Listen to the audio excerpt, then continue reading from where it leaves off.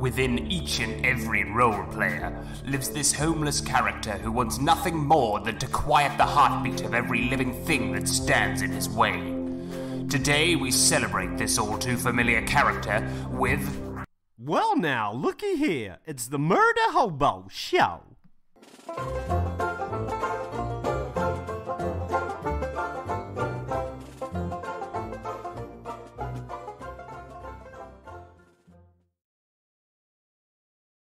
All right, here we went right to the PDF, but we shouldn't have.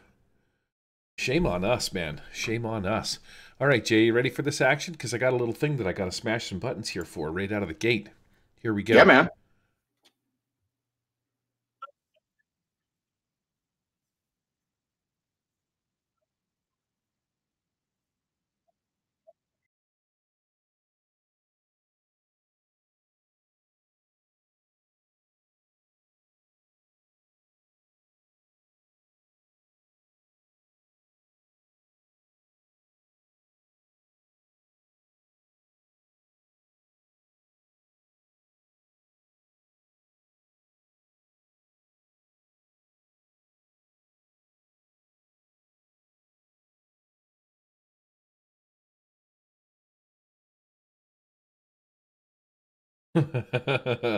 It's bringing back some memories. Good old James Clark threw that together for me, which is pretty sweet. Welcome to the Murder Hobo RPG Show, a proud member of the Tabletop RPG Network. This is episode 33, aptly entitled Rifticles. Recorded March 31st, 2021. Also, my mom's birthday today. Happy birthday to the most amazing woman in the world. She let me live inside her vagina for 9 months. The only complaint I have, it was a little too close to the septic tank, but other than that, you know, it was a place to be. So I appreciate that. And yeah, I'm one of your hosts, Gary, aka the Murder Hobo, and I'm here with none other than Uncle J Raz, aka Craft and Colon, better known as Runny Bum Riffs Master Raz. I don't even know what that means, but I'll take it though. What's happening there, Gary? The oh, let me see here. The True Federation of Colon Magic Master. That was weak. I'll come up with something funnier later. Well, instead of the coalition, we could have the colon, the colonition. Yeah, the colonition. That's what we belong to. We're just gonna fartify everything about riffs today at this stupid podcast. Man, this is a podcast about role-playing games in any shapes or sizes. We likes them all, and like my daddy told me, losers can't be choosers, so we take what we get. As usual, we're going to filibuster our way through this in an attempt to sound like we know what we're talking about. Yes, sir. We are an RPG entertainment podcast, and although you might occasionally be able to glimpse a nugget of truth or inspiration from our many years of gaming experience, we promise it will be unintentional. Also, please note that we stream this podcast live on Twitch and convert it to podcast audio format. You can check it out every Sunday, every second Wednesday at 7 p.m. Pacific time, or as some people say in Indiana, specific time. Yeah, specific 7 p.m. Pacific time. That is right. On tonight's show, if Jay can manage to contain his massive e-riffs action. I was trying to work in erection and riffs there, but that's as good as I got. We're going to talk about some cool stuff that we found on the internet, do a mini review of a little bit of Savage Worlds Riffs, Arcana and Mysticism. That's from the last Kickstarter that came out, which probably was the best Kickstarter Pinnacle Entertainment has ever put out for one reason. And then we're going to touch on some skills and traits we use in our for our homemade RPGs. Excuse me. Wow. A little gassy right out of the gate there. But the reason that I think that the Riffs was the best one ever is because for $150, you got not only the 3 new books, but they rewrote all the original ones with the Suede conversion. And for 150 smackers, you could get the whole kit and caboodle in one box set. The 3 new books and all of the old stuff updated in printable format. I think that was probably the best deal maybe ever. What do you think, Jay? Do you think so? No, I agree with you. I did not back the old deluxe Kickstarter that Riffs did, which by and large is still, I want to say it's still their biggest one that Pinnacle's done yet. And in fact, that's pretty much that's I'm going to say that unofficially brought a lot of people to the Savage Worlds table with that series there. And in fact, it kind of brought me to the table as well. So I enjoyed it, man. What do you think of my sweet Burger King? That's Guess what lovely. day it is today, Jay? Whopper Wednesday, bud. It is. Did you get your Whopper today? No, because like I said, like Burger King is not treated as highly down here as it is up there. You don't Burger have that. King, You don't have that real Canadian beef. no, it's not. Well, they microwave. They use a microwave here at Burger King. Here, nobody goes to it because who wants a friggin' gray microwave burger? Wow. Yeah, it's gross, dude. I I grew up with Burger King. I grew up with Burger King, living on a military base. You know, for the majority of my life, there was always a Burger King on a military base where it didn't matter which one. You know, there's always going to be Burger King and usually Popeye's chicken. So I grew up with Burger King, and then when I moved to then we moved to Tennessee, and I went to a Burger King. I want to say it was like in the early to mid '90s. I looked at my Whopper, and it was gray. Like it looked like seriously, it was gray, not even like brown. It was just gray. And then I touched it, and it was all rubbery. And then I was like, "You son of a bitch! You microwaved this, didn't you?" Wow. You know who else is getting a gray, rubbery Whopper that I touched? Huh? My wife. My wife. My hot wife. Yeah, she's getting the Whopper. Yeah, for sure. No, I just introduced my wife to Borat recently. She's never watched my the God. movie or anything like that, and so now she gets all the references. She's like, "My wife." What an absolute She needs to- lunatic that guy is. She needs to watch the second one. I said, she'd really enjoy that one. I thought that one was pretty goddamn funny, and I didn't expect to. You know what I mean? Usually sequels, they're kind of, but that one I actually it tickled the hell out of me. Yeah, that was pretty good. What do you got going on this weekend? Anything in the gaming front? Man, it looks like we're going to play some Star Wars Friday. I'm stoked about that. We got everybody coming over. It's always nice to have a game session right after payday, because that's when I run to Costco, and then that's usually when I'm like, ooh, I'm thinking we need this kind of snack and we need this kind of snack and everything. I'm usually thinking about the game session in terms of snacks at that point. Right after payday. It's like, what kind of spread can I lay out? But we'll probably end up getting some hot chicken. I told everybody to come down. I feel like it's all about the snacks with you when it comes to gaming.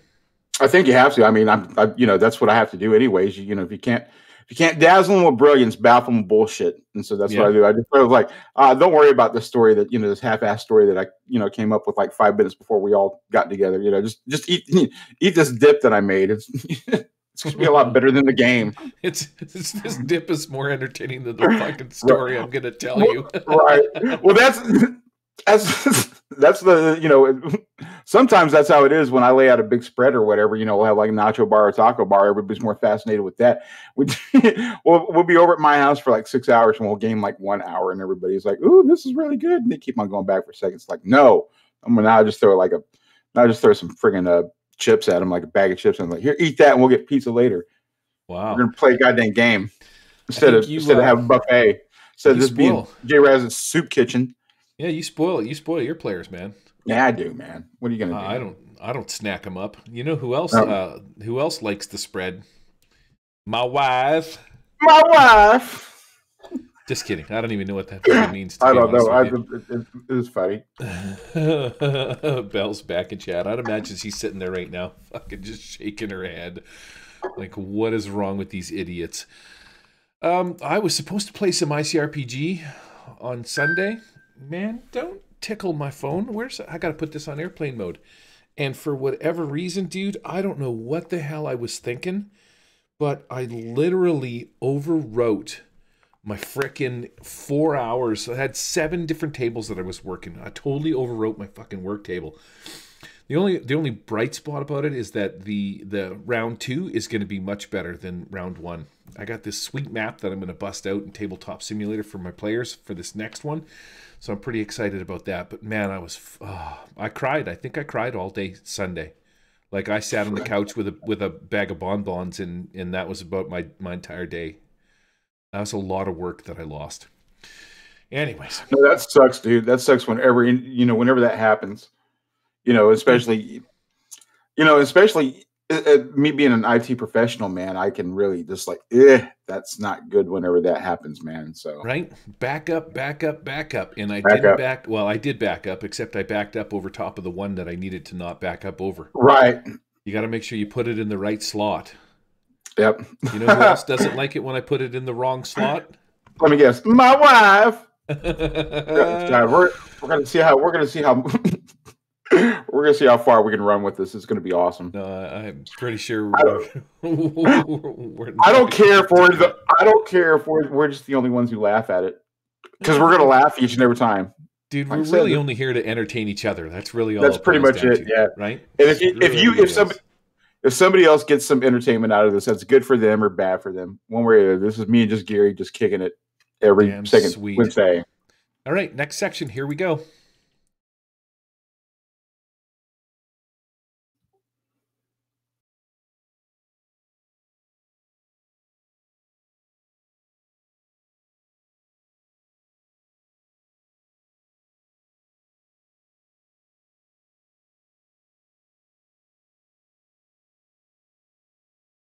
From the riffs, not from the riffs, but just some cool shit we found on the internet this week. I'm going to go first because I got a couple right off the right out of the gate. I recently backed this. I'm going to toss it over to my other screen here. Let's go right click and let's see, open link. No, I don't want. Maybe I do want to open link, and then I'm just going to drag that over here. And then we're going to, because we can do this because we're a professional show. Right page, right monitor. Here we go, Jay. So you have to check it out on the Twitches. A Sci-Fi Master Toolkit on Kickstarter. Now this thing is finished. It just backed. I don't know if you're familiar with this Arcane Forge thing. I guess it's been out for a while. I don't know why I didn't back it last time. I hope it's not a huge pain in the ass to deal with. The reason I backed it is because this one here is coming out with a bunch of different. Oh man, I gotta put in my password. Are you kidding me? Good thing that's all covered up. Nobody can see anything but dots. I want to go to view my pledge and see what it is that my pledge was pledged at, but I can't. Oh yeah, view pledge. There we go. Nope, that's not even it either. Well, this is not very cool, dude. Anyways, that said, ooh, we got some noise going on upstairs. Let's go to the campaign. How about we try this one, Jay? So I did the complete package. The Master's Toolkit Software, Sci-Fi Essentials Content Pack, Cyberpunk Content Pack, Deep Space Content Pack, and the Wastelands Content Pack. Now, have you seen this at all? Do you know what the Master's Toolkit software is? Yeah, just from you posting it earlier. I was gonna back it, but then I was like, I waffled a little bit, and I was thinking I might check it out later on down the road. But no, I actually looked at this, and this is right up your alley, dude. These are digital maps, you know. Yes. So the software, what the software will actually let you do is it allows you to do a thing where, like, say you're in the spaceship and you take your laser pistol and you shoot the wall. You can actually go over to where the wall is on the map and you can drop down like little electrical sparks and stuff. And so the players will see that. Now, when I game in real life, in person, when I do my in-person gaming, I have a 50-inch TV that I lay down and I use that as my battle map. So I'll pre-program everything inside of Fantasy Grounds so that all of my monsters and stuff are there. And the cool part is when I set up all my games and stuff like that, I don't have to bring anything to the store. My adventure is written inside of Fantasy Grounds, and I just use my laptop and my 50-inch TV, set that up. I don't even have to bring dice because everything will roll in there. I'm hoping I can do something similar with this, but have the added feature of adding effects like spell fire and weird things like that. Do you know what I mean? Like, is sort of the thing that you can do. Yeah, to be able to trigger this off, and to be able to like have some sort of like, not a soundboard, but whatever, just or like an effects board to be able to trigger those. They're at the click of a mouse. Yeah, I'm gonna play this little bit of a video here, and you can see like she's talking about the spaceship, and she's like, you blast the wall over here. There's a little control panel kind of a thing, and then she manipulates it on her laptop and whatnot. They roll some dice, and then she just sort of does a thing, which is pretty cool. See the little sparks she put on the wall and stuff. And then you can see how she's editing it and what it looks like on the player's side. I'm like, that is actually pretty cool. So we'll see how this pans out. I thought this was pretty slick. The Sci-Fi Master's Toolkit, but this is a thing by Arcane Forge. And I guess they got a couple other ones that they've been putting out over the last little while. So they're coming out with some space ones, and I'm going to start my last Parsec campaign in the next little while. So I'm like, man, maybe this will be ready to go. This will be cool. Perfect. Who knows, right? Looks good. I agree wholeheartedly. If this is something you're into, if you figured out the whole, like, man, it's a lot easier just to throw on, just to throw my stuff on a TV or some kind of platform like that. Man, I say, knock yourself out. I'd like to get into something like that too, but I just worry about transport and whatnot. But you got a whole video on that, don't you? I think that's the first time I was introduced to your YouTube channel, was watching that damn video. Oh, and the concrete LARP one. I always thought that was a pretty funny one too. Yeah, with Richard. Oh man, poor Richard. So yeah, that's on the list, man. The Sci-Fi Masters Toolkit. Check it out from Arkenforge. They got a whole thing. I'm wondering how it works. I'm waiting for it to come out. It's going to be Skookum, and I think, like I said, I think it's been out for a while, so I can probably go far around with this thing. The other thing that I'm going to touch on, redirecting, is this still has 14 days to go. We get another 2 weeks. Tales from the Trail. They haven't really made a lot of money for this, but I think. We talked about this last week, which is this is the After, a compendium of adventures for the After RPG. Aliens come to Earth, kick the shit out of us a little bit. Other aliens come to Earth, kick the shit out of the other aliens. There's a bunch of shit kicking going on, and before you know it, nobody's left but the Earthlings on a devastated planet. And then there's some cool DNA manipulating stuff. Whatever that stuff is, and there's nanobots that go around, so the material stuff gets messed with that stuff, and then you get some genome splicing goop that floats around in a misty bit and screws with fleshy bits. So you kind of got all your stuff could go sideways.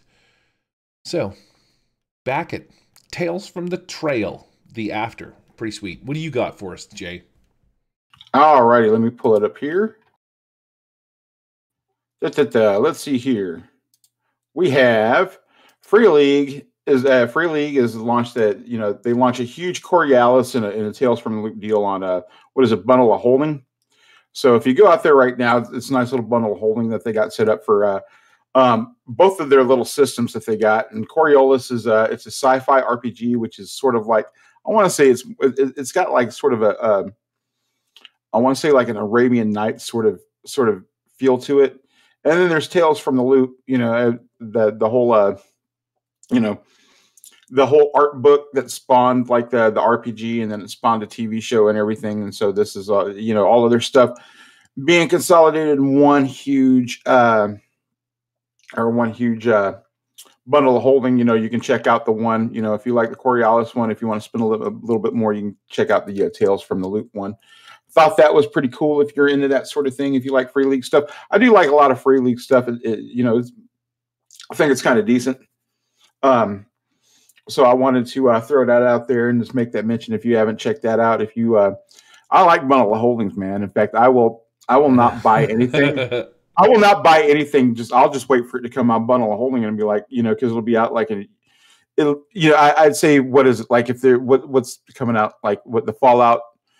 The Fallout 2D20 is coming out, and what is it? There's a handful of things.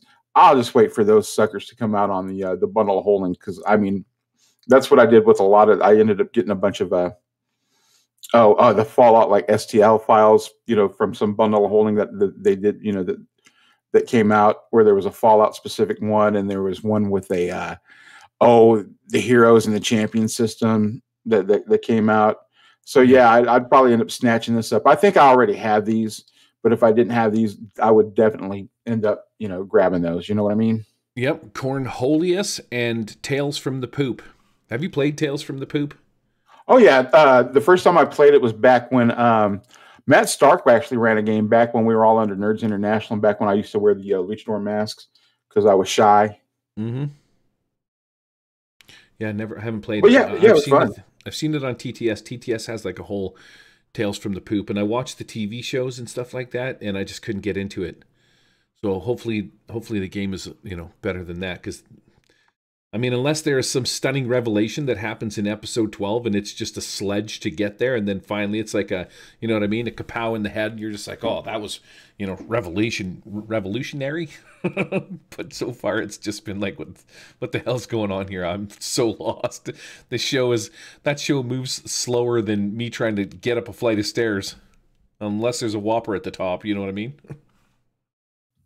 No, I agree with that. No, I started it a little bit, but I got sidetracked because there's hell, I haven't finished the Expanse yet. And so I'm like, I'm not starting anything till I finish the Expanse. Although I did start watching Invincible because that's awesome.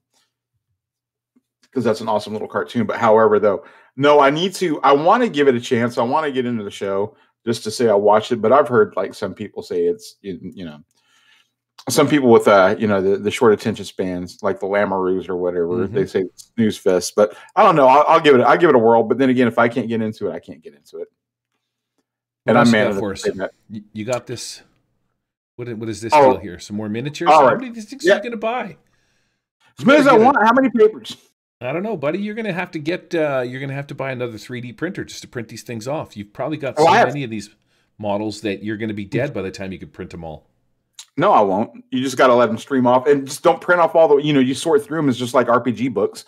You know, you don't have to print off everything. You don't have to use everything in an RPG book. You can just go ahead and just use what you want. So I might just take one from over here and everything and use this one over here. Now this one, no, I'm interested, and I'm trying to promote non-fantasy fantasy miniatures.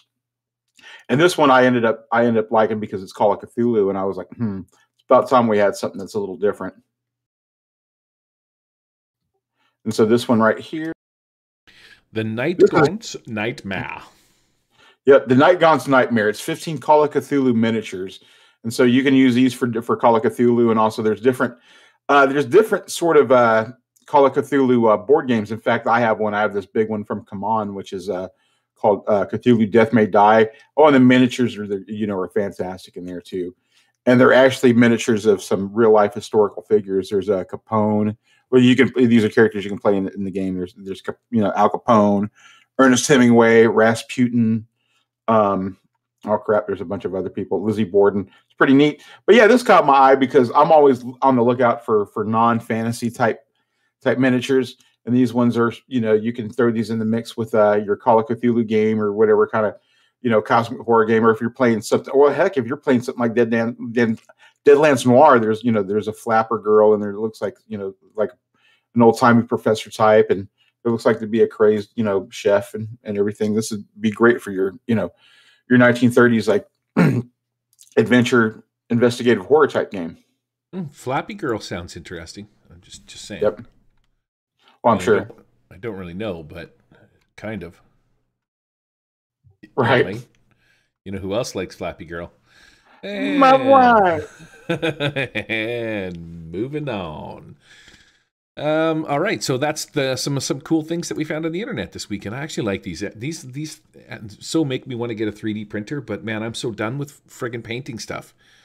Like I've done so much of this stuff with models and making minis and doing 3D terrain and all that stuff, and man, I got a box of stuff kicking around up here and whatnot, and I bought all of the rubber molds for flooring and shit like that, Hearst molds and stuff like that. I've done so much of it that I need a better way to do it, man. My TV with my battle maps and my paper minis, I'm good. That's all I need. Oh, that works for you, man. I'm just trying to pick up new. I'm just trying. If I got the time, I'm just trying to pick up new little skills and new little things to do in the hobby. Just and I think I'm prepping for retirement. I just want to in my retirement just sit and paint minis, I guess, or something. Yep, you got to have. I know what I was talking. Yeah, what I'm talking about. I'm never going to retire. Man, I got this old guy that I work with. He's 75 years old. His name is Bill. He's never going to watch this show. But here's the thing. I said, Billy, you're 75. Why don't you retire? He's like, what am I going to do? I said, anything you want, man. You're 75 and nobody is going to slight you for doing a thing that you want to do. If you want to try heroin, go get whacked up, man. You want to suck a dick? Get right on it, buddy. Like, who knows? That's what right? That's what retirement's for. It's trying new things. Learn how to paint, pick up an instrument, have gay sex. You don't know. You might like it, right? Yeah. Don't knock it. Don't knock it, Billy. Don't be so judgy, man. I'm like, go rob a bank. Like, try something. Yeah, there's crack. Right. There's things you can do when you're retired that don't cost money. Yeah. And I think robbing a bank with a toy gun. Yeah. You know, you're going to get, you're going to get a slap on the wrist if you've never done anything like that before. So, once you get retirement age, there's a lot of stuff that, that you're going to, that they're going to overlook because you're of a certain age and, he's addle-brained or he's, oh, shit, man, if I was Billy, I'd just walk in holding my finger out. I'm like, give me all your money. I got a gun. And I just hold my hand up like, wait for the police to show up. Yeah. You spend a couple of nights in jail, get a couple of hot meals, Yeah. It's something to do. Yeah, you might end up doing that whole wiener thing I was discussing earlier while you're in there. You got a pretty mouth. Either, whether you want to or not. Right. Oh man, where are we at here? Let's I gotta smash these aren't even going through, dude. I think I gotta smash these ones. You're hearing them, but nobody else is. Here we go. No, I'm not hearing them. Everybody else is. Now I can hear it.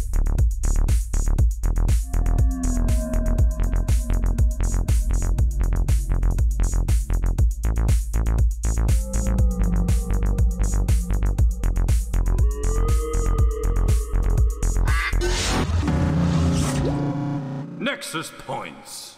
It's funny, you hear the duck.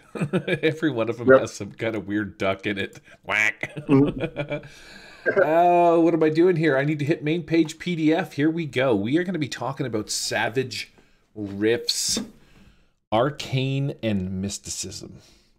This is I wouldn't say the first of three, but it is one of three books that came out in the Savage Rifts Kickstarter. American Armageddon is what it was called. They rewrote all of the original books for the Suede edition that came out, the Adventure edition.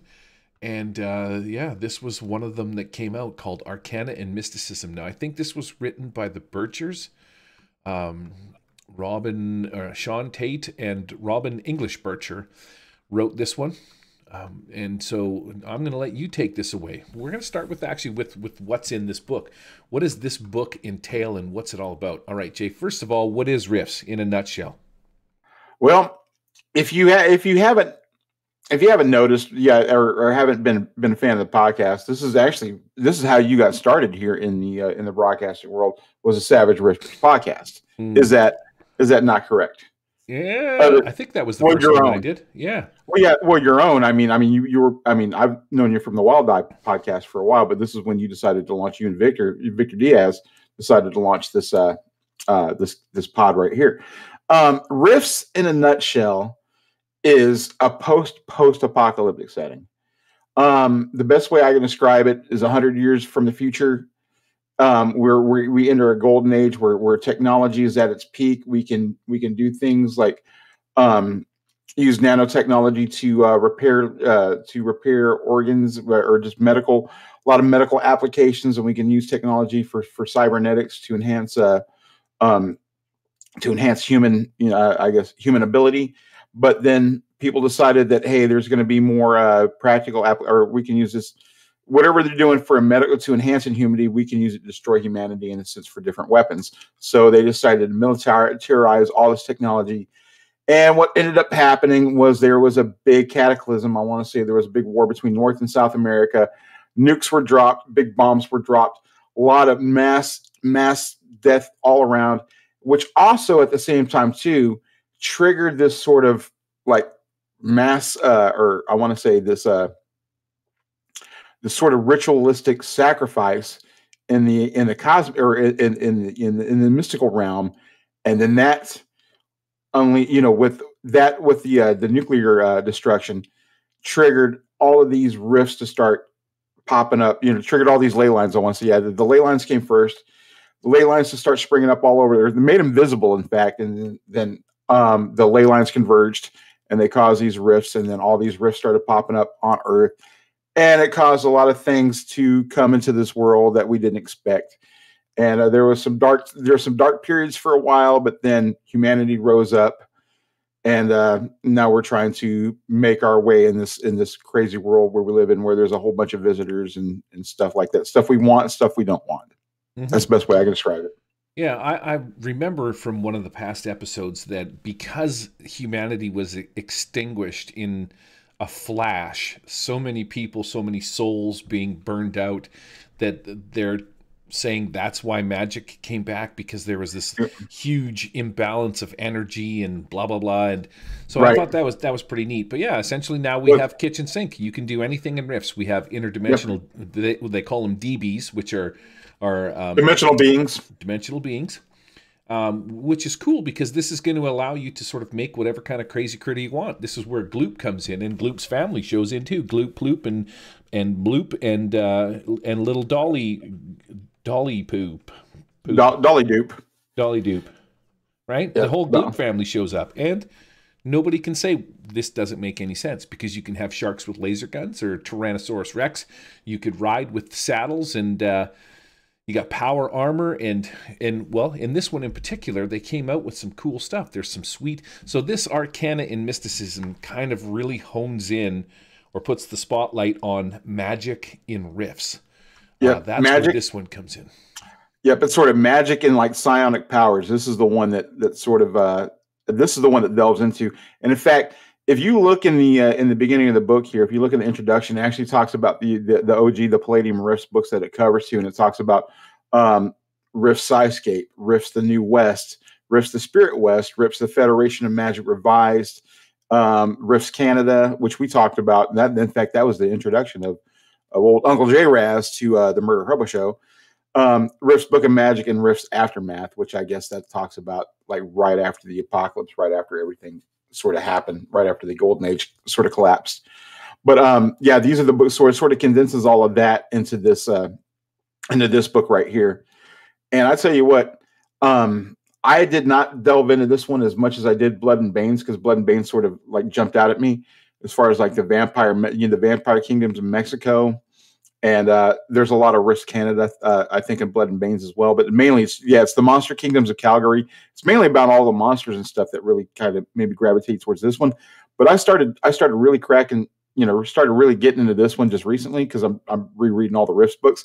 And man, this one is pretty goddamn awesome. Mm-hmm.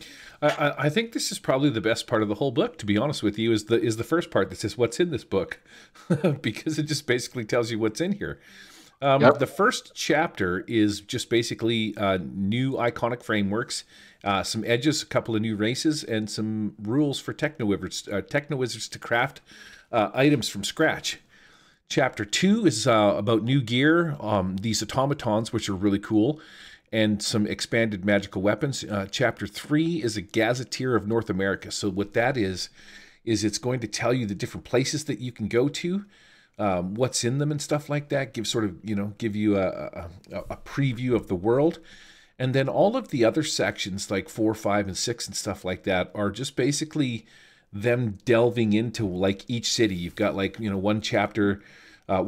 Chapter 5 is the Game Master's Handbook. That's where we start reading. But this really breaks down different areas like the Magic Zone, the city of Dwemer. What else is in here? The Lords of Magic. They touch on that a little bit more. There's cities like the Dark Woods, the city of Laszlo, New Laszlo, the Runes of Tolkien, the Splurgorth colonies, and a few other places. So this anything that deals with magic. What is Toronto? Old Toronto is called something, isn't it? That's Laszlo. That's Laszlo, right? And Yep. so it does like a deep dive on Laszlo, where it's at, and now they've got New Laszlo, which is actually in Michigan somewhere. It's about 250 miles away. The artwork in this and the layout in this is sort of on point. Now, when I was reading this yesterday, I thought to myself, I was just really skimming through it rather quickly, just to take a peek at it. And every chapter has like a little, what do they call them, savage tale. And I was thinking to myself as I was going through it, I'm like, oh, sweet, man, they're going to tell me about Laszlo, and they're going to give me a little savage tale to run in that area. Or tell me about, different places. Like, well, what's the other one? Arsno, which I think is Arizona. Arzo's Arizona. Yep. So it's like every chapter had a little bit about a place, and then like a savage tale. And I thought, man, what a great way to bring people into the Rifts universe. You start them off in a place, Like, you know, let's start them off at the Legion. What's the your man? I don't know why it's skipping my brain. What's the main place? The good guys' place, the Legion or something or other. Yeah, the Tomorrow Legion. The Tomorrow Legion. So if you started them off at the Tomorrow Legion or something like that, and then you gave them a quest to go, say, to one of these little places, like you got to go to Arsno. It's 1,000 miles away. Here's a couple of bikes, and away you go. Run a couple of random encounters and stuff like that. They end up in Arsno, and you could start them off by just telling them all about Arsno. This is what you see in the city. This is what it's all about. This is what's going on here. Who's running the show? Here's some, you maybe along the way you pick up some tidbits. And then from that city, you get maybe an adventure to go to one of the other cities, and then you can, it's just I thought it was a cool way to bring all of the stuff in sort of one adventure at a time. All of the lore is the word I'm looking for. That would have been a cool, and then it turns out it's not even what they were doing. It was just all in my head. I was so fucking disappointed. I'm like, oh, that's not even what's happening. There's just weird, random savage tales and a bunch of shit in here. Imagine my disappointment, because that would have been cool, man. Here, do an adventure here, learn about this place. Here's everything that goes on here and stuff like that. But yeah, it wasn't even a thing that happened, Jay. Imagine my disappointment. So, look at you. Chapter 1. What do we got in this book that is new? We got the starting off, I guess, with the Dragon Juicer. Now, I'm going to let you take the Dragon Juicer away, because there's a thing that I want to poke a little bit of fun at here that I think is a little bit silly, but go ahead. What is a Dragon Juicer? All right, so you have your juicer, which is somebody who decided they're going to sign their life away to get some immense sort of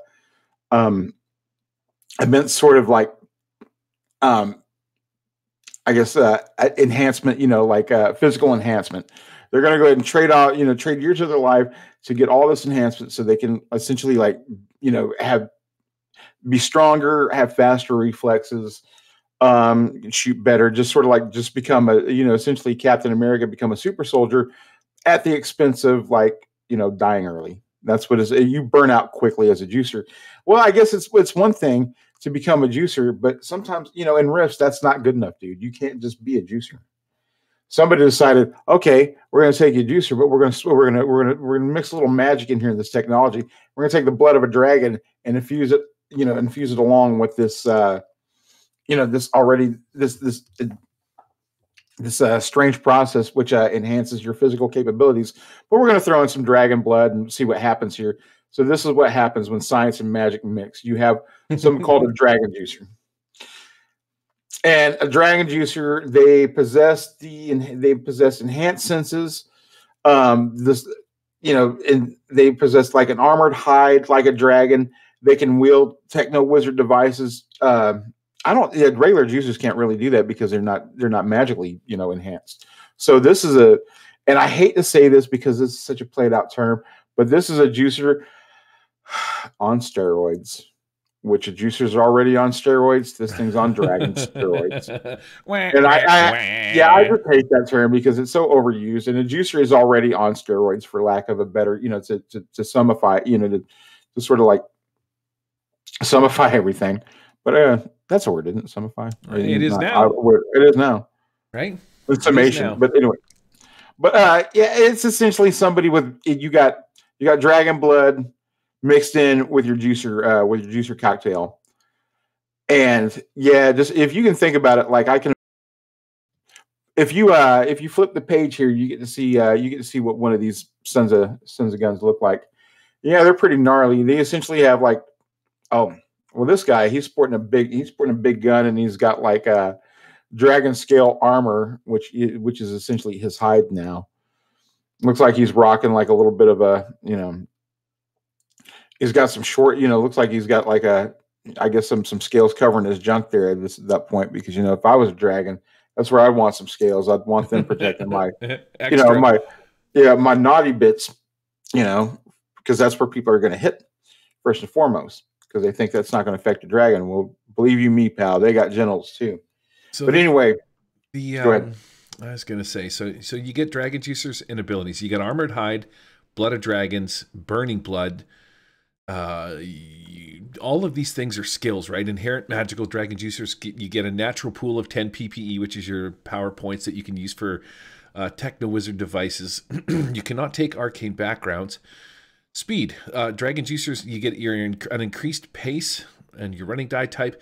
This is the one that I have the problem with, the strength of dragons. Dragon juicers begin with +2 strength die types, no trait maximum, and begin with the brawny edge. They deal mega damage with all melee attacks. I know it's a game, and sometimes, you know, when you're like, oh, you got a problem with this, but you're fine with like shooting fire out of your mouth. Yeah, that's how it works. Like to me, I was watching what's coming out pretty soon is the Bad Batch. And so I was watching the Bad Batch, which is the clones. They came out in one of the last seasons of the clones. There was, I think it might have been like the last season, episode 1. And they're just a bunch of mutated clones that come out. Some of them are super smart. One guy's like a deadly marksman. And then you got this other guy that's super brawny. Here's my problem. My problem with this is that it doesn't matter. Like, you still have human limitations. There's only so much muscle fiber, and that muscle fiber with your bone and your arm and all of that stuff, no matter what you do to it, can only do so much. Now, you take somebody like the Hulk. Well, okay, so the Hulk is like this super mutant and whatnot, but if you look at the Hulk compared to, I mean, he's as big as a freaking tank. Like, he looks like freaking King Kong almost. He's so bloody big, right? And his arms everything about him is big. He's got extra muscle fiber and extra all this other shit. So the Strength of Dragons guy, he gets to do mega damage with his melee attack, so he's got these super punches and stuff like that. Like, but he's just got a human fist. Like, there's nothing special about this guy other than a little bit of dragon blood that's in him. And then they give him the brawny edge, which is supposed to simulate that he's a bigger guy than normal. So it's not like he's some skinny, he's not like some Lamoureux with a dragon, with a piece of dragon scale saying, "I'm going to punch the dragon." No, that's what Brawny's supposed to simulate, that this guy's a big son of a bitch. He's not he's not some Lamoureux or whatever. Okay. So what is he supposed to be, like 10, 12 feet tall kind of a thing? Like he is like an Incredible Hulk kind of a guy? Well, Brawny does increase your size, so he can be up to 7 feet tall. Okay, so he's just a little bit bigger than a normal human. Yep. And besides, and also too, come on, Gary, it's fucking magic and risk. See? Don't analyze. Don't get into don't sit there and analyze it and like, it's riffs, dude. It's magic and science. It doesn't matter. There's only so much you can do. If this guy power punched something, all of a sudden he's doing mega damage, get out of here. I feel like that cheapens mega damage. Maybe that's my issue with it. Well, a combat cyborg can do the same thing, dude. Yeah, so does that But he's right. Dude, you could take a jack and jack up my 3,000-pound car. So I could see combat cyborg being able to jack stuff up. He doesn't have muscle fibers. He's got pistons and. Look at the dragon. Look at the dragon, like the flame hassling dragon. They start off with like a D12 plus, like 9 or whatever in strength. So dragons are naturally strong, and that's what this is supposed to simulate. You're splitting hairs here. Yeah, I don't like it. I think it's silly. And you're gonna say, this is what's gonna stop you from. This is what's gonna break you from being rich. A dragon guy being really strong. This you can't swallow that. No. Out of anything else. No. Jesus Christ. I wash my hands of you. Why did they show him with the big ass gun? Well, you don't need that. You can already do mega damage. You could punch as much as a bazooka can do. I swear. But what if you gotta shoot? What if that thing that you're trying to hit is not up on you, yet you gotta shoot it from a distance, man? Come on, dude. I will find a counter to your little bullshit argument every time. If you want to turn to this this guy. To 50-year-old men arguing about riffs, we can do that too, but I figured we could talk about this. Screw this guy. Stupid dragon juicer. Would I play as a dragon juicer? No, I think it's ridiculous. I think it's like, all right, calm down, dude. You want to be a dragon and you want to be a juicer. All right, but the thing about it is like these guys burn out super quickly. So that's the thing. You don't have a dragon juicer staying around for very long. So I'm like, all right, yeah, you can take your dragon. You can, get your dragon smoothie juicer or whatever and drink that or whatever you need to. But you only want to live like, 6 months to a year or something. One of the cool things that I've always liked about riffs is, in Savage Worlds in general, is the hindrances. And every class comes with its own complications. And so one of the complications for this guy is no cybernetics. So he can't get any implants or any of that kind of stuff. Death Wish, walk the same end is near path of all juicers. Yeah, so he gets that, and he has to have dragon's blood every month, or you get fatigue. So he's got to have it in order to function. And look at the price, man. It's like 24 times 5,000. Stiff. Then again, the economy is kind of wonky in Rifts because, I mean, you can just, it is kind of weird because you can just kind of make it what you want it to be. But yeah, but still, that is not cheap, man. You're not going to go to a tavern and find that shit there just at the bar. But yeah, so I guess that's I guess we're sort of arguing about it, but like the Dragon Juicer has a bunch of bad trade-offs, man, just for being one, because you need this blood. And also too, if you look further down, they have a bunch of it has these horrible side effects. You got to take these hindrances for no benefit. You don't get any perk points with them, so you're not going to be able to cash those in for raising an attribute or a skill point or something. You have to take one of these hindrances, and they're hefty hindrances. I mean, a lot of them are major, like bloodthirsty, delusional, driven. And any one of these ones that are focused on these mental ones, they're sort of dragon focused. So if you choose driven, it's got to be focused on wanting to go out and hunt dragons or kill supernatural, creatures, in fact, where you're compelled to, and you can't stop. So that is a big trade-off with a lot of that. Yeah, there's a lot of negatives to taking these, man. Drug-induced euphoria, tranquility, and many enemies, man. Could you imagine being one of these guys? Like, your whole thing is, as soon as somebody realized what you were, they'd be like, man, that guy's blood's worth so much, let's get him, kind of a deal, right? You have a target on your back. Yeah, then he punches you in the face and your head fucking explodes because he does mega damage.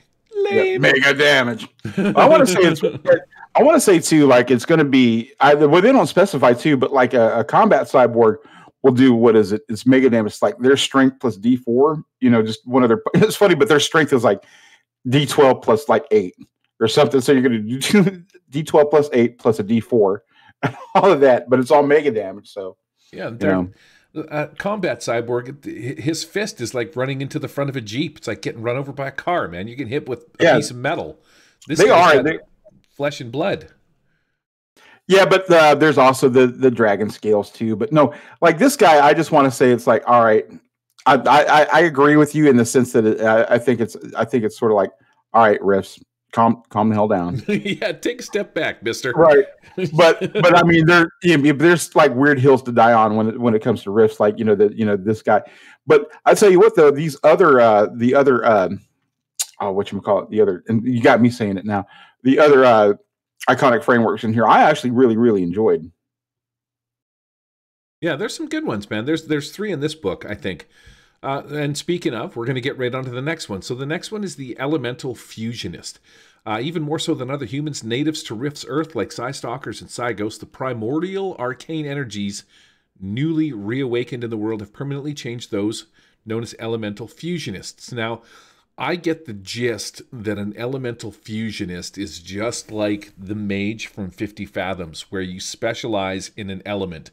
Fire, water, whatever it is, and you can do extra damage, which is cool. So basically you're like Fire Starter or Water Splasher or, you know what I mean, Earth Chucker or Air Farter, right? You're one of them. Yeah, in that sense. What's interesting to me about this guy, in the Elemental Fusionist, is it's not, it doesn't use the typical arcane backgrounds. This doesn't use PPE. In fact, they go on to say that this person, because it's sort of like a mutant, like along with the Psystalkers and the Psyghosts, like those mutant, the mutated humans, they say that this person is more or less in tune with like the primal forces of nature, that it sort of like is part of their being. So they don't use typical arcane backgrounds. In fact, these guys use the gifted arcane background.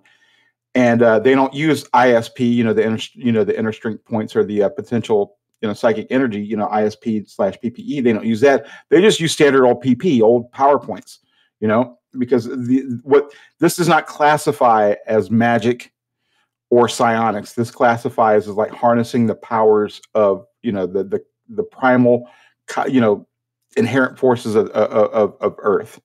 Yeah, like the like some solid Fifth Element going on there. I gotta watch Yeah. that again. I think I'm gonna put that on the hit list for this weekend. Such a good show, man. So that's cool. I haven't seen that in a while.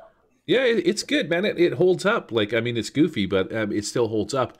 So they use gifted and they use regular PowerPoints. You pick whatever your sign is, but you can have your sign and the opposite sign, but then you can't go. So you could take air, earth, or fire, water, or then you could be fused in synergy, which means you suck at all of them, but you get extra spell or something like that. But right? Yeah, something to that effect. Something to that effect. I mean, that's usually how everything works. You can be really good at one, and here's your polar opposite that you're not so good at. Or you can be like just like a friggin' jack of all trades, I guess would be the way to look at it. And so that kind of wraps up Elemental Fusionist all in one. The thrive to survive and thrive thing that they put in here is pretty neat. It tells you like a little bit about how you would play your character, what your purpose is, what you're good at, and kind of sort of that shit. Complications, all thumbs. Arcane background, cybernetics, so you're incompatible even with a single implant, so you can't have cybernetics. Enemies, bizarre mutants regularly mistaken for magic wheels, so you have certain enemies, human mutants, so fusionists must be human, and you can't choose another race. So a lot of limitations, again, with what you can choose and shit like that. And then you've got a little bit of basic starting gear, and then we take on the next class, which is Nega Psychic. The Nega Psychic. Yeah, so this is a new class? Yeah, what this sort of is, and what I've gleaned from reading this book, it's sort of like this is the most perfect evolution of what we've done to like be able to combat all of the crazy stuff that happens on Rift's on Rift's Earth. Humans have sort of evolved. Some humans have evolved to this point where they are able to just naturally reject psionics and magic, and I think that's kind of cool, in that sense. Like, and these guys, man, is this like these are basically the D&D versions of I Disbelieve? Yeah, pretty much. Right? Like, and it goes on to tell you, it gives you a little history, and it says like in the Founded in Skepticism little blurb here. The Nega Psychic is the natural human evolution of those who oppose the paranormal and supernatural in the days before the Great Cataclysm. So it talks about people like, I guess, back in the day where, just try to ward off anything that was going on, that they perceived to be some sort of like mystical threat. And this was their sort of like through, I guess through personal training and everything, they were able to sort of like reject, the supernatural and everything. Yeah. And so, if you read further into what these guys do, it's pretty interesting. Like, these guys are natural, they're psionics, but they're anti-psionics. They have a limited set of powers. You only get like 6 powers, I want to say, and it's like arcane protection, banish, boost trait, dark sight, environmental protection, habit, smite, or telekinesis. So you don't have a big range of powers, and a lot of them you can only use on yourself. But one thing you can do is, I mean, you already start off with 20 ISP, and this is what makes the Nega Psychic, stand out. Is they can at any time, it's a free action, they can use Dispel. Dispel is a big deal. Yep. Yeah. As a free action, you roll Spirit. You don't use any ISP. You can use it like you can use some ISP for like the mega modifiers or something to that effect. You can roll that at any time. Like if somebody's casting spell at you, you can go ahead, like as a free action, as soon as they do it, I'm going to go ahead and cast a spell and get rid of that stuff. And also, this is another big thing too, is they have greater arcane resistance, my man. Greater arcane resistance. What does that mean? Does anybody really think about that in terms of like, it's sexy, stuff to choose from, as far as like in the edges list and everything like that too, man, greater arcane resistance, essentially any damage from arcane sources gets reduced by 8 points. Yeah, that is a shit ton. Yeah. Like, any skill targeting the Nega Psychic suffers a -8 ability, and they get +8 to oppose any traits to resist those powers. Yeah, they can take arcane resistance and the improved version to increase these modifiers even further. So these are just natural abilities. So they can go on to take these can stack to 10 and then 12. Yeah, that modifier. Every once in a while, you realize that rifts can sort of be like a game of rock, paper, scissors. You know what I mean? Pretty much, yeah. Like, if you're having issues with your magic user, you send in this guy because he really can't do shit. They just I disbelieve. Kaboosh. Oh, that's friggin' sweet. I'm telling you what, though. Yep. The survive and thrives on these little blurbs are awesome too, because it flat out tells you, you can, you might be able to hide yourself in some, get yourself in some power armor, to protect yourself, but you're not going to be able to use your powers, and say, and it goes on to say too that, yeah, you can go ahead and pick a fight with these big monsters or whatever, because their magical powers, like they're, a big hellfire bolt, might just wash right off of you, but that son bitch demon can still kick the hell out of you. Yeah, he can still punt you pretty far. Right. That's fantastic. You get a little rapid healing, rebellious spirit, and then you got some complications. Yeah, magic. Well, if everything washes over you, if magic washes over you, that means healing washes over you. So your ass can't get healed by any magic, and you can't by any outside magic or anything like that, or mind link. None of that stuff. Well, it takes a -8 to be able to affect you. That's not cool. That's a trade-off for. I mean, it makes sense. If you can't, if the bad guy's magic washes right over you, or it doesn't do anything to you, then why is the good guy's magic going to affect you? You should be like this black hole of magic, which I agree. Fair enough. Zapper is the next one. So you got a rare variant of bursters. Essentially, instead of using fire, these ones use electricity. I thought this was cool because you can really F up people with cybernetics and shut their shit down. Shock them, blast them, zap them, do all sorts of cool stuff. And your trait is electricity, man. You can fly around and shit you can get fly. You just this Zapper reminds me of what's her face from the last season of The Boys.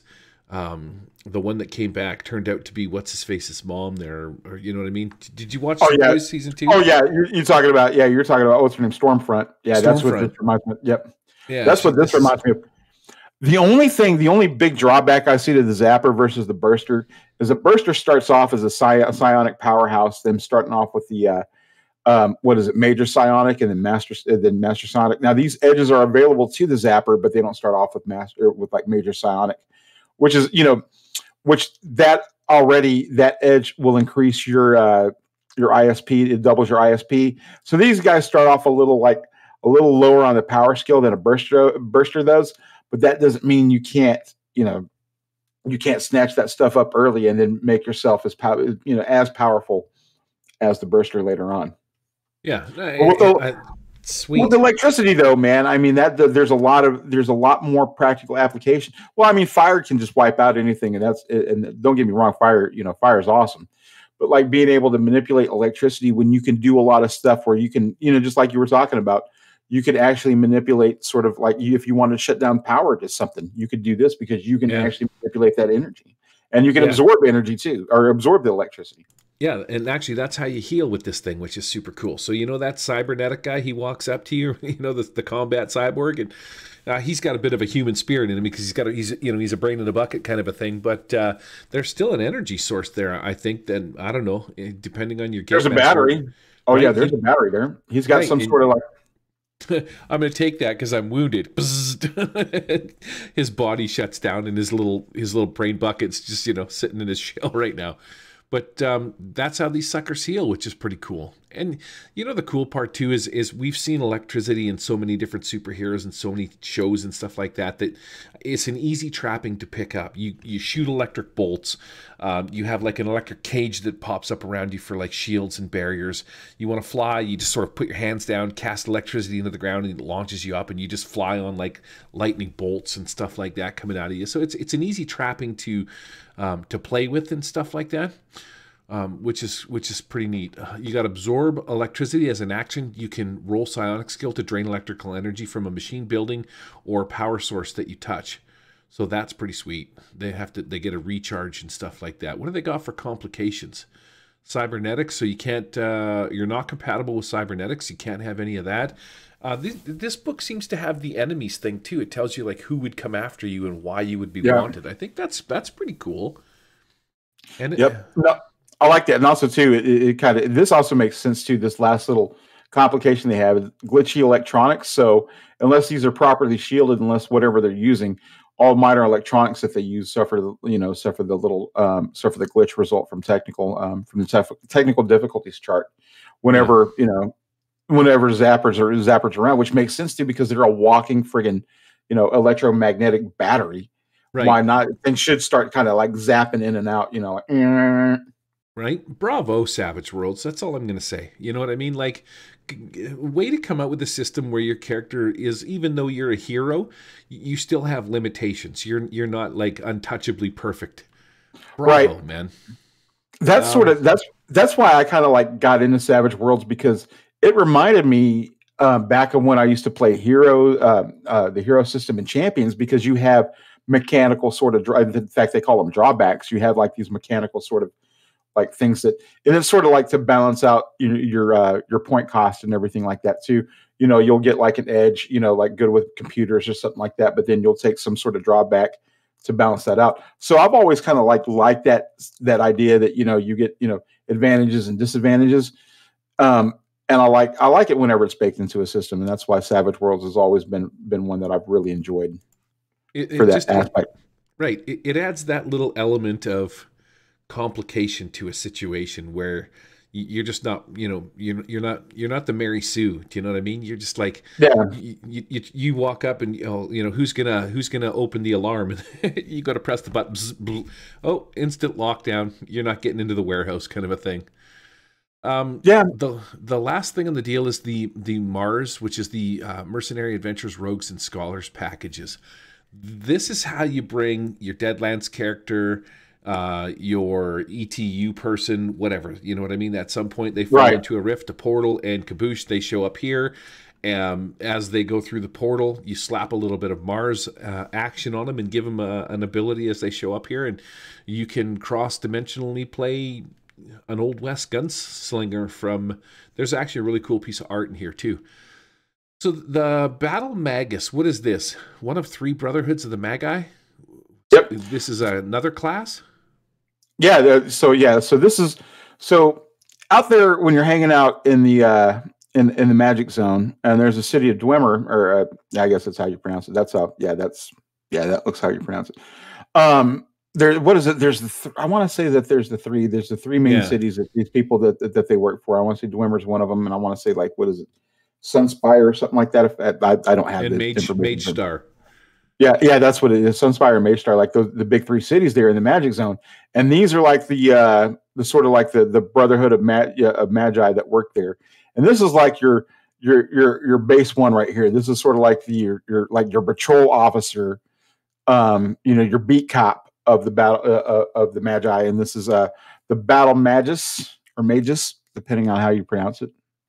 But this guy is sort of like, he's on the front lines. He's sort of like your infantry soldier.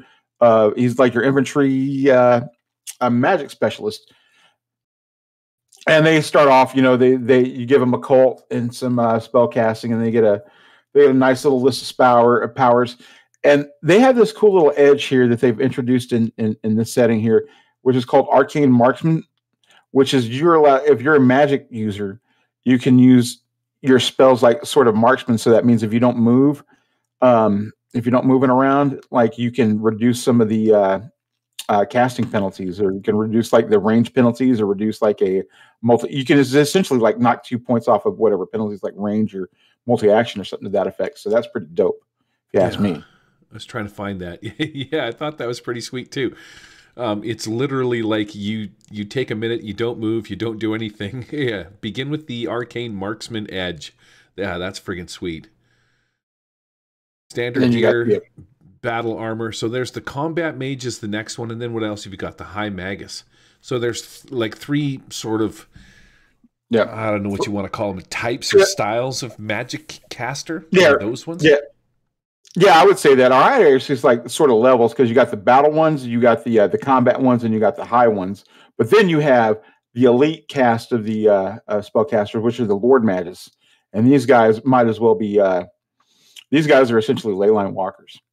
You know, these are these are Dwemer's leyline walkers. These guys are the elite of the elite. They are the leaders, the educators, and the bureaucrats of Dwemer, and they were granted the elevated station to run the kingdom and its armies because of their unquestioned mastery of the arcane. That's what the little blurb says. A Lord Magus is among the most capable arcane casters in the Megaverse. So this sucker can go toe-to-toe with a leyline walker, no trouble at all. In fact, it'll probably give a leyline walker a run for its money, probably give a shifter a run for its money as far as like, potential like this magic like boom. You know what I mean? Yeah. See, I don't quite understand what is happening when we get into the Mars section, and it seems to me like they're just adding in just more. Like, what's the difference between the battle magus and say the zapper? Like, well, these are direct translations of what's going on in Rifts. These are what they used to call the what is it in OG Rifts? You got OCCs, you got the OCCs and the PCCs, and so these are just like direct, translations of these. And I guess these are more OCCs, while the iconic frameworks are more the PCCs. I think if that's what I correct. What there's like the Mars ones were like kind of like slated like towards more for like just the human and like mid-range sort of characters, while like the iconic frameworks were made for like the heavy hitters. I think that's kind of how it breaks down. Gotcha. Side Druid, Psy Slinger. What do these guys do? Here's the cool artwork, Jay. Yeah. Oh, yeah. I love that thing. That my guy sliding down there with his psychic guns. I think that's pretty dope. Side Druid, man, is somebody who's like, anytime that there's a side dash, that sort of, these guys it implies mutant. It implies like somebody who's been mutated. A lot of those coalition projects that they were working on, like CS Lone Star and those places down there in Texas where they were, where they like a lot of the Dog Boys, kind of came out of. So anytime where this is mentioned, where like because you have Psy Stalker, Side Druid, or whatever, these are like sort of classes like the Psy, the Psy Ghost or the Psy would kind of like lean into. But a Side Druid is somebody who feels more at home with nature, and where like an actual Druid would use like magic or faith or whatever. These guys just use psionics to sort of like commune with nature, and they get to hang out. I think this would be a cool iconic framework for a Sasquatch. There's Sasquatch, the race Sasquatch in Blood and Banes. Yeah, they're already naturally psionic. I would slap it with a Side Druid, and then you would have Bigfoot, you'd have Bigfoot the Jungle Master. You know what I mean? Yep. The ass wiping leaf ass wiper. But yeah, that's exactly he could summon. He could summon a rabbit for him to come over, and he can use that as toilet paper, because it comes with Beastmaster and everything like that too. So he's got a little bunny pet that he uses to wipe his ass with. Side Slinger, man, these guys are essentially mutant cowboys. They take they focus all their powers on destruction through their firearms. So these guys, like, they harness everything to go pew pew pew. Yeah, and I like it. You got Psy Warrior, which is basically a psionic warrior. So these are essentially just little. If you're going to bring your character over and your character was a warrior, you could take like Psy Warrior. If you're a shaman in whatchamacallit, here's like a little shaman Mars framework that you can pick. That's right. A lot of like the stuff that you want, like the mystics. Well, I mean, it is called Arcana and Mysticism, but sort of like the mystical aspects in Savage Worlds, like. You want to use like the Deadlands, like the native, the native shaman and everything like that too, or even your 50 fathoms, that sort of thing. There's not really like there's sort of like a druid in there, isn't there? Kind of, sort of. I don't know. The side druid was the only one that I saw. So you got a. I'm talking about as far as like 50 fathoms go. There's something similar to like a druid in there, isn't there? No, you have elemental mages. That's what it is. You just have the different elemental mages and the different elemental magic. That's right. Because like one of them, like water or something like that, is the one that does. Ooh, I farted. I don't know if you heard that or not. Did that come through in the mic? I hope so. I didn't hear it, but you need to make more of an effort. Like lean your ass into the mic more. Just gonna make a scrunchy face. Maybe something's wrong back there. Call for help. We're gonna put a pin in this one right there, Jay. So the shaman class is sort of the last one that goes on about that and the spirit warrior. And then we get into DBs and mutants, but we're at an hour, and maybe we'll pick up with cactus people next time. We didn't even get to talk about half the shit we wanted to talk about. Cactus people. Yep. What the hell is this, is all I want to say. The Clizzle, Mizzle, Bixer, Rixer effort. So it is spelled CLSZYMLLXBRRXXYFWRR. That is their class. That is how you say their names. Yeah, Clizzle, Mixle, Brixel, Fur. Clizzle, Mixle, Brixel, Fur. Yeah, that's how you pronounce it. That rolls off the tongue. No, they're getting called the cactus people. Yeah, they're essentially somebody's cat walked across their keyboard and they're like, I want to use that because I'm high. You know, that's what I think anyway. I think somebody was drunk on wine. I think the Birchers were maybe, they were 3-4 bottles into it when that happened. They're taking this from all the Simbita's head, man. And I don't know what he's doing. There's no telling. Mm-hmm. I think he lives in Michigan too, so I mean, weed's legal up there, so he's he was just already token beforehand. I think he was also eating the wacky shrooms too. I would imagine so. You'd have to be just to smash the keyboard and get into that. All right, well, we're going to put a pin in this sucker, man. We'll pick up maybe next time with some cactus people. Maybe we'll talk about something else. But here's a little bit of some Savage Rifters, and here we go. Oh, whoa, bloody hell. Oh, man, I love this guy. Do we have to go yet? Yes. Oh, please. Of course we do. We've got work to do. Please, can we stay just a little bit longer? Stop it, Jeffrey. Oh, right, come on back through the rift there. Fine. Can you hear? All right, we're going to smash the outro liner. Within each this. and No, wait a every second. Hey, stop. What are you doing? We don't want that one. No, it's wrong. Outro bed liner. There we go. This is the one we wanted to. Sweet ass little tunes. I like this funkadelic little groove. I do. I think it's very sweet. Man, I'm glad that we decided to return back to the Savage Rifters, and I think all 4 of our fans were excited too when we said we were going to start doing some more riff stuff again. Hey, we'll just, once in a while, we'll talk about some riff stuff. Maybe we'll do a little 20 minutes on it every once in a while. Every time I read it, it gets me excited to play it. There's so much cool stuff that's going on in the Rifts universe. So much cool stuff. And it just really, really just kind of like excites my imagination. Just really kind of expands upon it.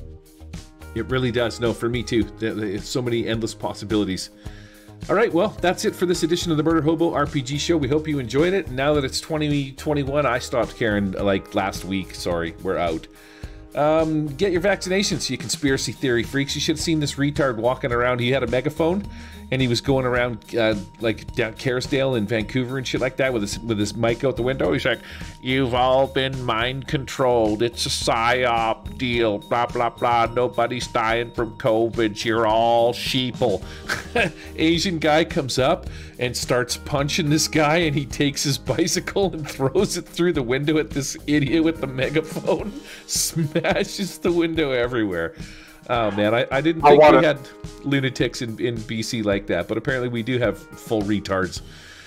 So anyways, where was that? Yeah, get your vaccinations, you conspiracy theory freaks. We can all get together, start doing a little convention action. I want to go back to play and roll some gaming in person. Same here, man. Got to show off all the sweet terrain that I'm making and all this other stuff that I'm accumulating. Yeah, dude, get those vaccinations. Yeah, get them started. And if you're interested in submitting 2 community questions so you can hear us poke fun at you and not answer your questions honestly, you can do so at murderhoboshow@gmail.com. Otherwise, send your hate mail to @dragonjuicer. Yeah, screw the Dragon Juicer. You can also get us on Twitter at The Murder Hobo Show, on YouTube at The Murder Hobo Show, where I show you how to make 3-dimensional battle maps for role-playing and tabletop simulator, the absolute best VTT on the market currently, hands down, no questions asked, among other stuff. You can watch me do this on live, or you can watch me do this live on Twitch at The Murder Hobo Show, but be warned, there isn't a set time for the show, it's random.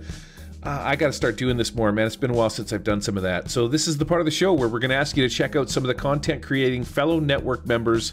And today we would like you to take a look at Marbanya. This guy's pretty funny. His thing is ultra cool geek and nerd, the kind of guy you only need in small doses because the coolness is just so cool. tabletop role-playing games on Fantasy Grounds VTT. He will probably also give you the dose if you get too close, if you know what I mean.